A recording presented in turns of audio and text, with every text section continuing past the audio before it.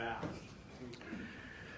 This is Mike Plaisance with the Republican newspaper. We are at the Holyoke Public Library where there's going to be a presentation about the history of ice harvesting as a means of making a living with historian Dennis Picard, and he's got a lot of interesting tools. Thank you for being with us.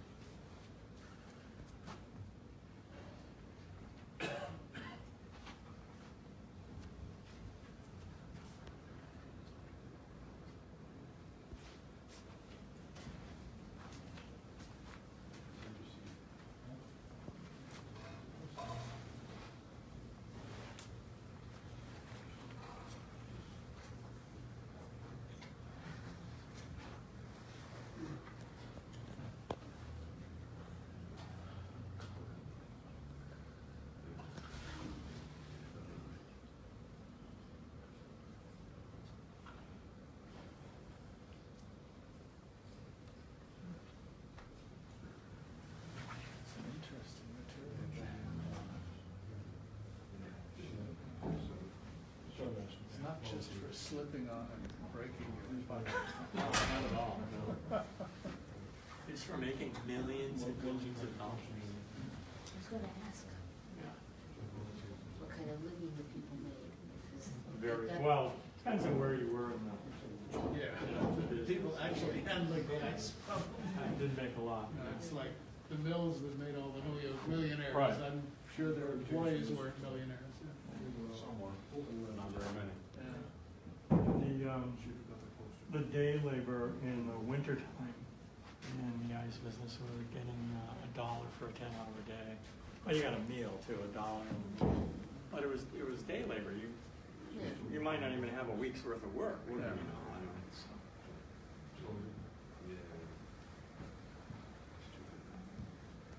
I was told there was going to be an introduction. That's the reason I'm not just going to all waiting. That happened once. There were three of us in Deerfield that were doing a program on barn history and barn restoration.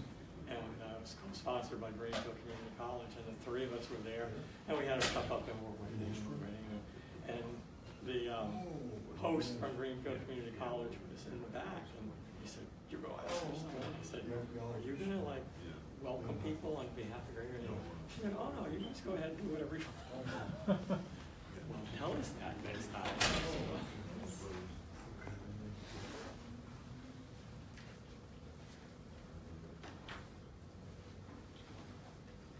Oh, you got your name tag on, right? So you're official? She looks official. Oh, that's Eileen. Yes. The historian. I remember you. Okay. That's probably where we saw the issue. Thank you all for coming. Tonight's speaker is Dennis Picard, and I'm Eileen Crosby. I manage the historical collections at the library. If you haven't been to the history room, we have a brochure over there with our hours and a place to sign up for email notifications of upcoming events. And Dennis Picard, tonight, I'm not sure he needs an introduction. Most of you may know that he is the former director of Storyton Village. He is an expert on local history with particular focus on the artisan history of the 19th century and hands-on history. So you can see he's going to let us do some of that tonight. He is also, in his retirement, adjunct professor at Westfield State University in the history department, teaching public history and historical interpretation. And the title tonight of his talk on this balmy February day is Crystal Products of the Frosque. Thank you. Crystal Products of the Frosque, and that actually comes from a journal that I was reading where they were reporting about how much ice they cut on a reservoir that particular year. And they said that they had a very good yield of the crystal products of the Ice King. And I thought, what a great wording.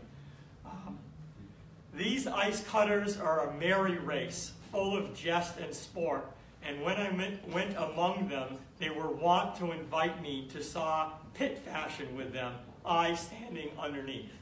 That was written by Henry David Thoreau. And I've seen that joke documented back to 1820, and it's told decade after decade after decade. This is an ice saw. So the saw is, as you'll see, as we progress with the talk, the saw is inserted into a hole in the pond. So you do not want to be the pit man on an ice crew, which is what Thoreau was referring to for those of you that didn't get his humor. Henry David Thoreau is also describing a ice harvest in the 1840s on Walden Pond. And he begins his discussion by saying, I don't need to tell any of you about this because you all know how it works. And then he goes on, it takes a whole chapter and a half to tell you how it works. But it is interesting that, at least to me, that in his day and age, this technology was so well known that he didn't think he needed to tell anybody about it. And nowadays, when we're actually less distant from its demise than what he was from its beginning, most of us don't know anything at all about ice harvesting. The ice trade is not what most people conceive of when you think of a business. Most people think of a business as, you make really good pies, so you got a big demand for pies. So you're making more and more pies, and then you got your daughter and your sister helping you, and then you got to hire a girl, and before you know it, you've got somebody else in their kitchen making pies, and you've got this business that grows and grows and grows in your neighborhood. And then you gain a reputation like Mrs. Frisbee, and you start selling your pies all over North America.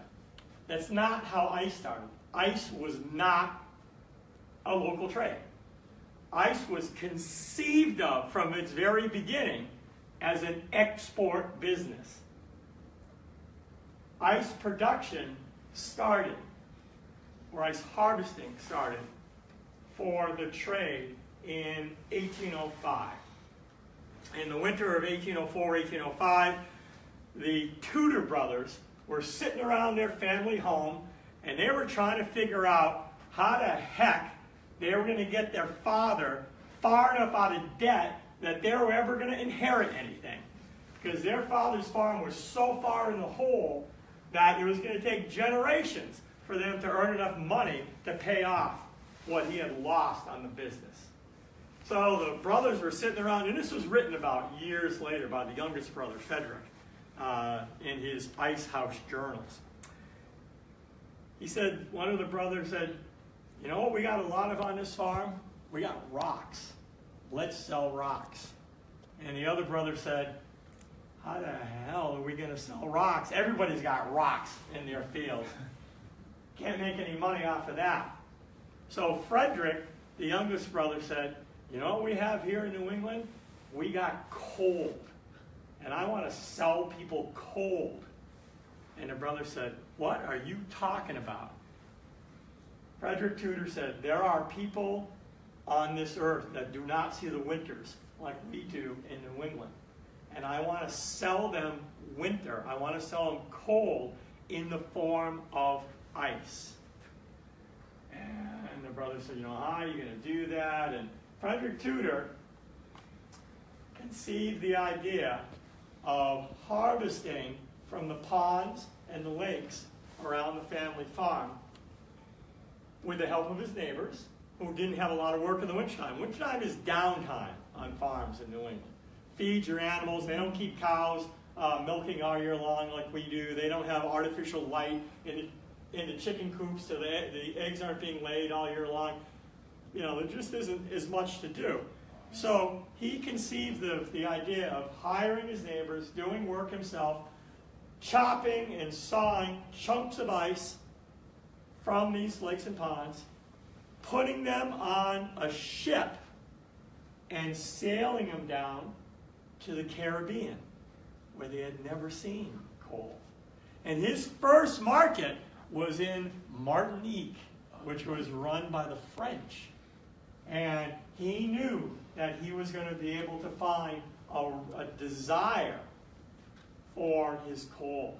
So in the winter of 1805, 1806, that following winter, he got everybody together. They chopped up all these chunks. They threw them in ox carts and wagons. They trundled them down to the wharves in Boston Harbor. And Frederick Tudor went from ship owner to shipmaster to ship owner, trying to engage anybody to take his cargo of ice. And every ship owner, he wrote later, that he came to said, Frederick, water goes outside my boat. Water doesn't go inside my boat. So everybody turned him down, even though he said the water was frozen. So he went back home and he borrowed, 1806, he borrowed $2,500. It's an amazing amount of money for that time period. He borrowed $2,500, went back to Boston, and bought his own ship, the Favorite. The Favorite was the first ice boat known in the world. And he loaded, what's that? Where was he? He was just north of Boston. Oh, okay. Actually, So he was he in didn't- what would now be Oh, right, metropolitan yeah. Boston. But, so he puts all his ice, higgly-piggly, into the hold of the ship. He sails down to Martinique to sell his ice. And what happens to be going on at that time? Yellow fever. And what do doctors need to bring down people's fever? Ice. So even though he did not do it in a regular fashion, he didn't do it with orderly stacking of the ice, as eventually he would learn how to do. He lost very large quantity of that volume of ice, but he proved that he could move cold from where there was cold to areas that were not cold. Yeah. Had they already decided to pack it in shavings? No, we'll get to that later. They never packed it in shavings. So why did We'll get to that later. I don't want to get all scientific yet on you. It's called thermodynamics. You create a large thermal mass which feeds on itself, and it takes a larger number of BTUs to destroy the ice than what the pond originally had to give up to create the ice. That's why it didn't go away. He proved he could do it, and he did it over and over again, and refined it and refined it. And by 1839, Frederick Tudor, who had borrowed couple of $1,500 from his neighbors, he was worth $1 million. 1837, 1838, 1839, $1 million was a lot of money. It wasn't lotto money back then. That was real money. And by then, other people snatched onto this idea because they realized that they could make profit off of ice as well. But Tudor not only evolved his business as to how he would cut the ice and so forth, but he also evolved his business model. And what he found was he could bring his ice to Martinique, but 2 years after that, 3 other people would want to bring their ice to Martinique. And all of a sudden, there was competition for the value of that ice. So he conceived of the idea of monopoly for the ice business. And that's why he became a millionaire, because he went down to Havana. And Havana was being run by the Spanish. And he got a royal patent, a royal decree, saying he would be the only one that could sell ice in Spanish-controlled territories in North America, and eventually South America.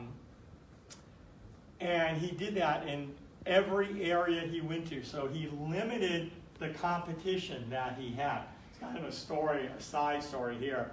5 years after he got his original patent, the patent ran out, so he had to renew it. So the agent that he had living in Havana signed the papers when they came up for renewal. So when they went before the royal court in Spain, the agent's name went on the patent for the monopoly, and not Frederick Tudor's. We got bad rules.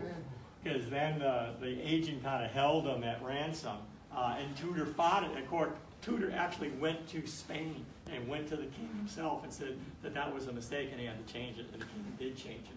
So he did lots of things to enhance his ice business. People watch the Kentucky Derby.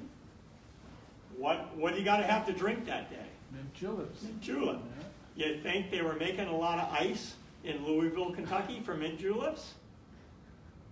Frederick Tudor hired tavern keepers in New England to invent drinks that used ice.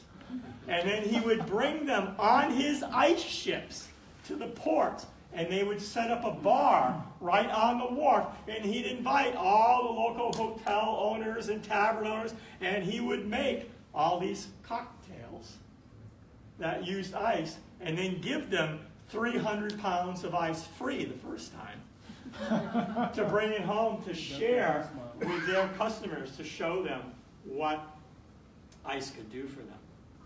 So he created a demand for his ice. He went to, we're in Holyoke, where they used to do some textile work. Not as much as in other areas. In Chicopee they did a whole lot of it. In Lowell they did even more of it. And he went to the mills that were working with wool, and he said, all that scrap wool that you're throwing out, I can take that off your hands. And what he did is he compressed it and made felt blankets, but he called them ice saver blankets. So on his cargo ships that were bringing the ice to his ports, he had these little 4-foot by 3-foot blankets that he would sell you to keep the ice long. And it did, but he got the material for next to nothing. Some places actually paid him to take it away because it was clogging up the works. So he looked for more and more places to sell his ice, to create a demand. And one of his absolute strokes of luck was he brought his ice to England. And England had winters, but they didn't have the winters that they had during the Little Ice Age, which was just ending around the time of the American Revolution. And his company had a showroom in London with a plate glass window in the 1830s. It's a big deal, have a plate glass window. And it had red velvet curtains. And you go to London today to see the changing of the guard. He had the unveiling of the ice block. Every day there was a big ceremony. He opened the curtains, and there was a pure block of Massachusetts ice sitting in the window. People would gather around. They'd come from near and far to see the ice. And then at night they would close it. They'd hustle off with the block, put a new one in there to be unveiled the next. People thought it was the same block day after day, week after week, month after month. Well, the fame of It that... got smaller, didn't it? What's that? Melted? The block was gotten would get smaller, but over an 8-hour, 9-hour period, you wouldn't notice it. It wouldn't melt that much. And the others would be stored. Well, it caught the eye of certain individuals. And anybody watching the Victoria series on PBS? Queen Victoria, in all her palaces, and in all her parties, and all of her gatherings, would only, by royal decree, use ice that came from Wrentham Pond in Massachusetts. Period. No other ice during all the reigns of Victoria would be used in the palaces. Why? So, because she bought it hook, line, and sinker, his marketing. Okay, but why just that pond, or was that the only place he got it? No. No. Okay. There was a British Army officer that was sailing on a steamship, and we've got his memoir, sailing on a steamship over to America, and he wanted to see Niagara Falls, and he wanted to see the Red Indians, and he had a whole list of things he wanted to see that the newspaper reporter was talking about. And the number one thing he wanted to see was Wrentham Pond.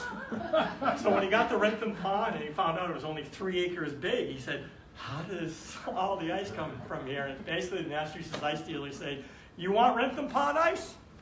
Yeah, sure, that's Wrentham ice. Any ice that you want to be Wrentham ice, we'll sell it to you. Because they're not stupid businessmen. Apparently their customers are. Yeah, it's one born every minute. Well, Oh, jeez. Tudor sold ice all through the Caribbean, southern United States, South America, England, Australia, China, Japan. His biggest profits, though, came from selling ice in India. because in India, the British were more or less running the operation. And it was hot in India. And you couldn't get the foods that you were used to in India. So Frederick Tudor outfitted an ice ship, and by the time he was doing this in the 1830s, the Favorite was no longer sailing. He was building ships specifically to ship ice, very broad in the beam cargo ship that could carry many tons. And he sailed into Calcutta Harbor, and he was going to unload his ice, and he was going to set up one of his other new inventions, the ice house. Because before Frederick Tudor made the ice industry as large as what it was, people that stored ice for their own use, and there were taverns and large plantations that did this, they would dig a hole in the ground and they would throw the ice into the hole, called an ice well. Problem is, the ice well was always 54 degrees, so the ice melted all the time. One of Frederick's partners came up with the idea of the multi-wall dead airspace ice house. And the dead airspace kept the thermal mass intact, so outside air did not infiltrate. So he started constructing these ice houses in New England, prefabbing them, taking them apart, loading them on the decks of his ice ships, and when he got to a port, they would set up the ice house. It was like building a barn, post and beam barn. He'd build the ice house, and then they would unload the ship. Well, he did that in Calcutta, and the city fathers, believe it or not, even back in the second quarter of the 19th century, had zoning codes. And you couldn't build a wooden structure on the waterfront because they had warehouse fires and stuff that were destructive. Just like it happened in Boston, happened in London, happened in many, many places. So Tudor was forced to build an ice house out of material that was not wood. And he built a limestone ice house that looks like a temple. And it looks like a temple. You can go see it today. It's a restaurant today. It's very dank, and it's very dreary because there's no windows. All the windows are fake. But it's still there to this day. So he built this little palace that he put his ice in. And the profits were unbelievable in India. The Indians weren't buying it, but all the English were buying it. The English officers, the English gentlemen, they were running the tea plantations and all that. They bought it. But Tudor was always looking for that next little hook. And remember what he did with the cocktails and things like that? Well, he said, what do the English in India not have that I can deliver to them that they miss from home? Apples. So we in Massachusetts had the Baldwin apples created in Massachusetts, the Baldwin. He took the harvest of Baldwin apples and packed them in barrels inside the mounds of ice in the ships. And when he got to Calcutta, he sold the ice, but he made more money by selling the apples.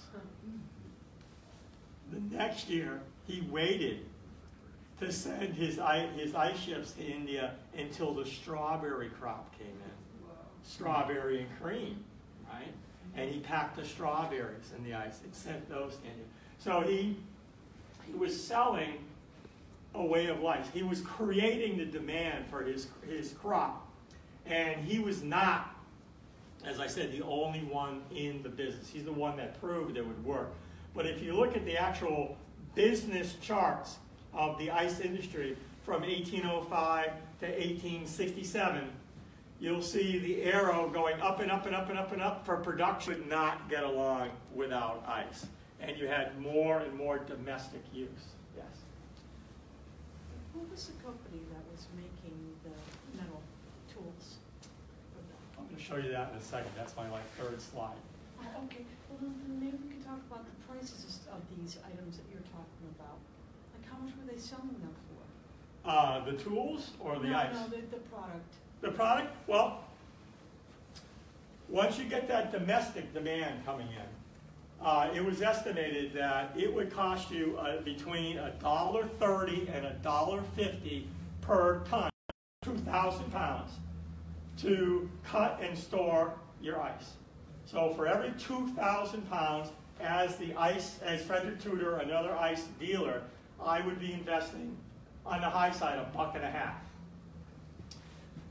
The worst that you find the ice selling for, right here where we are right now, ice dealers at Holyoke, Mass. Issued a statement on July 15 to the effect owing to the greatly increased cost of material and labor required in conducting the ice business, it has been decided to increase prices charged for ice delivered to a family at the rate of 35 cents per 100 pounds, and that no 5-cent pieces of ice will be carried farther than the sidewalk. They would have to bring it up to the house themselves. Now, you don't have to be an arithmetic major or do a lot of parsing. I'm selling you 100 pounds of ice for 35 cents. It cost me $1.50 for 2,000 pounds.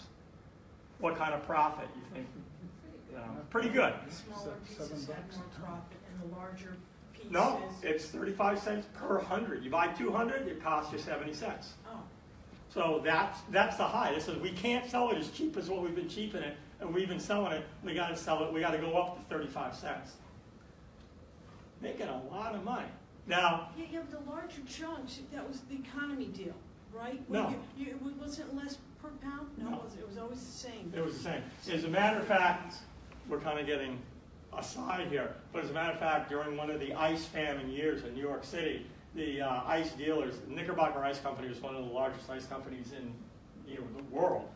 It's a beer company, right? No, they were an ice company originally. One time it was after that. So the Knickerbocker Ice Company decided that during the ice famine year, when there wasn't enough ice to supply everyone, that they would keep the pre-famine price for all tenements and single-family homes. Any house on Madison Avenue and above would pay the going rate, because they said those people are going to pay us no matter what we want to charge them. These people, if we increase their charges on the tenement houses and 5-story houses, we're never getting it back the next year and the next year. Because, as I was saying, the people started to learn that all of a sudden they couldn't live without ice. For thousands of years, people preserved their foods through drying and pickling and salting and eating seasonally. But now with ice, you could have fresh food year-round. So people completely changed their habits in eating, and they started to demand the use of ice. Luckily for the ice trade, as it was developing, there was other technologies developing, one of which was the railroad. And like the Western Railroad, what became the Boston and Albany, but it was called the Western Railroad when it was incorporated.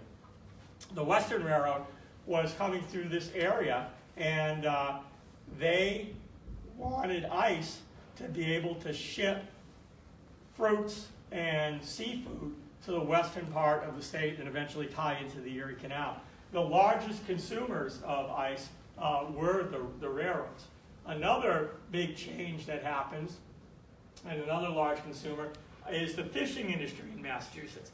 So all of a sudden you have the Gloucester fishermen, that brings you the fish sticks, the Gloucester fishermen, instead of salting cod the way they had done for 800 years, they now started packing their caught fish in chopped ice, which meant any port they went into, they could sell that fish as fresh and not salted and get much more money for it. Yeah. So the export started to fall off, but the production Increased. Yeah, the production kept going up and up and up. Because now, like after the American Civil War, you start to see farmers that are no longer generalists. They're now specializing in things like around here in dairy work. And if you have dairy cattle, you need to put away between 1 ton and 1.5 tons of ice per cow that you're milking per year, because you use that ice to cool the milk, to separate the cream, to make the cheese and butter, because that's where the profit is. The profit is not in liquid milk. So you're starting to have small ice houses that are on farms that people are putting away 17, 18, 20 tons of ice a year. And 20 tons of ice will fit into an ice house that's about the size of your garden shed, but a story and a half tall. You know, like 17 by 12 by 2 stories. That's all you need. Ice is very dense. So that's kind of the history of the trade, but how do you do it? Well, you do it originally when Tudor started by using woodworking tools. And as the demand got larger, people in the business started looking at the woodworking tools and determining how they could be altered to make them more efficient for cutting ice. And the man that made most of the changes in the tools was Frederick Tudor, or Nathaniel Wyeth, who was a competing ice dealer to Frederick Tudor. And he was such a competitor that Frederick Tudor made him a monetary offer he couldn't turn down. And they became partners. And his first invention in 1824 was the ice plow. And the ice plow is a series of blades with followers that is used to grade, and I'll show you some pictures of this, to mark the surface of the ice so that they will all be in a graph paper form. So you basically create a pattern on the ice. And that's actually what you see right here. And then you go back with your saws, which is what Thoreau was talking about. You go back with your saws and you follow the lines parallel to each other with the saws to create two sides of the block. And Nathaniel Wyeth took the two-man crosscut saw, took one handle away, and added what's called the tiller, like on a boat. He added a tiller and turned the handle at right angles. So you're not sawing like with a wood saw, you're now sawing in this motion. It's a rotary motion. And that's why you could saw for 10 hours a day, 10, 11 hours a day, and get $1 and be happy about it. What, a single person operated that? Yes. And as I said, they would receive $1 a day, and they would get a meal as well. That was part of what they earned. So let's look at a few of these slides, and they'll also explain a little more. You could actually go to catalogs, and you could buy the various types of tools that you needed to do the operation. When people first started doing this, most manufacturers found that they would only buy things like ice tongs because they would just take a handle out of their saw. They're only doing it for a day or two a year. But once the business got going larger and larger, they wanted more specialized tools. And you can see all along the side here all the different patterns of ice axes. And these are used for chopping the hole originally in the ice to get a big enough opening to put the nose of the saw in. And then it has a spike on the opposite side, which is used for moving ice on the surface of the pond. This started as a regular axe, but again, it was modified. The nose was modified, so you don't have to bend over as far, and you can chop through the thicker blocks of ice. When you're managing an ice pond, you want to know how thick it is before you get out there to start cutting. So using an ice axe or a chisel, you can chop a sample hole, and then you use a very intricate but very expensive tool. It's actually pretty simple. It's made by a blacksmith. That's a ruler that has a hook at the end. So you drop this down through the hole in the ice, you hook the bottom, and you can read how thick it is. And when the ice is thick enough, and the ice industry preferred ice that was 1 foot thick. So when the ice was thick enough, you would then hire your crew to come in to do the harvesting. So here's an example of some of the tools. I've been doing ice harvesting for environmental education centers and museums for 22 years now. So we go out, as I say, anywhere from Enfield, Connecticut to Enfield, New Hampshire, Hudson, New York to Hudson, Massachusetts. We travel all over all winter long, myself and my friends, to do this kind of work. So we're not actually just talking about this stuff. We really do this. We really work with the tools. And you talked about who makes the tools. Well, William Wood was the first person in the United States to give up his other blacksmithing work. He started making shovels and manure forks, but he saw where the ice trade was going, and he stopped making those, and he only made ice tools. And he eventually had darn near a monopoly on making the ice tools. And you see a picture of a horse-drawn plow on the bottom here. But that was back in the 1830s. And here I am using the ice plow to mark out the surface into a grid pattern. Here's some more competing manufacturers, or at least dealers, in ice tools. Very often, people would purchase their ice tools from manufacturers and have their own names put on. Like Sears Roebuck would buy tools from manufacturers and have Sears put onto them. So down here, you can actually see in this ad in 1912, this is the Gifford Wood Company, because the William Wood Company, his sons and grandsons, kept the business up. They had a big fire in 1909, which destroyed the manufacturing. So the surviving Wood family went to a competing company, the Gifford Company, and said, you know what? We've got to start all over again. If we join forces together, we are going to have a monopoly on the trade. So Gifford and Wood joined together and became one company. Another company in my plow and several of the saws that I use and tools that I use are made by the Ames Plow Company. And Ames had a showroom in Faneuil Hall. So you have tourists that go there now. Back then, you could go upstairs, and there were lines and lines of hundreds of ice tools up there. And you could pick out what you wanted. And they would put them on the railroad, and you didn't want to take it with you and send it out. The Ames Company was known more for their shovels. They started as the Ames Shovel Company, and they gained reputation. Most people, you guys probably don't know about this, but they were they were the only supplier for all of the shovels that was used on the Transcontinental Railroad. Of course, they had to pay some congressmen a little bit of money to get the right to do that, and they were sued over that. But anyway, they made a lot of money off of the shovels, and you actually can still buy Ames shovels to this day. The company's still around.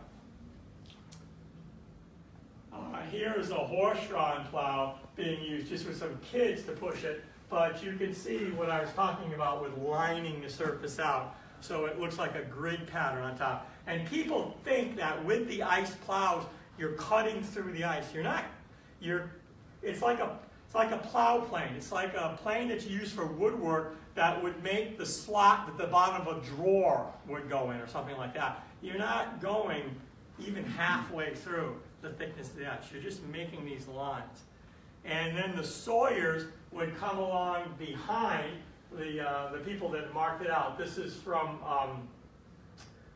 Scribner's magazine, and you can see these people are sawing the parallel lines, and then coming behind them after the lines are sawn are the people with the breaker bars. And you put down your drink there, sir. I want you to testify to the fact that I can hold it for you. Yeah. That this tool is a legitimate heavy working tool. Nice and sturdy. Yep. Nice and sturdy. This tool is designed actually to do the work for you. It was modified from an axe. These are axe blades that have had the handle turned at right angles and made long enough so you can stand upright while you're working. You don't want to bend over the open water. Do that as little as possible. This is called a Lynn breaker bar, named after Lynn, Massachusetts. And the crystals, the crystal products of the Frost King, the crystals grow from the surface downward.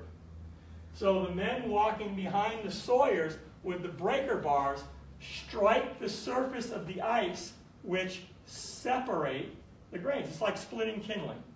So your ice will split, and when you move back, line after line after line, you then have blocks. And the blocks can be floated and removed from the surface of the pond. Do you strike where the saw has made the... No, the saws are done. The saw is open water. It's very narrow, but it's still open water. Okay. So you're doing the lines that are at right angles to the parallel saw lines. Oh, okay, all Okay. right. So you're doing the opposite direction. Oh, okay. Okay. So here we are sawing down in Connecticut. Here is a line of blocks that have been sawn away, and they're being brought down through a channel, and they're being guided through the channel with the use of an ice pike. Okay. And an ice pike has a pushing side and has a pulling side. And it has three sides, just like a Revolutionary War or Civil War style bayonet. You sharpen these with a file so that they will grab into the ice. And the pikemen will pass the ice blocks from one to the other until they reach either an ice house, and in this case it's a Gifford elevator. The Giffords made the elevator, Woods made the tools, or they might be rolled up, or not rolled up, but pushed up the bank so that they could be put on railroad cars, or they could be put on carts and moved away. A lot of ice ponds, and a lot of areas where they cut ice, did not have ice houses. They were moved someplace else for storage. How much did a block weigh? 56 pounds a cubic foot for black ice, but it's very rare to find blocks that are all black ice. It's hard to see on this particular image, but there are many layers in the ice depending on what the weather conditions were that year. And the whiter the ice, the more air it has into it, and the more air, the lighter it is. Also, the less refrigeration quality it has. So ice is always sold by weight. It's not sold by size. So a 1 by 1 by 1 cube will not weigh the same, even on the same pond. One area of the pond might be denser than another area of the pond, depending on those particular conditions.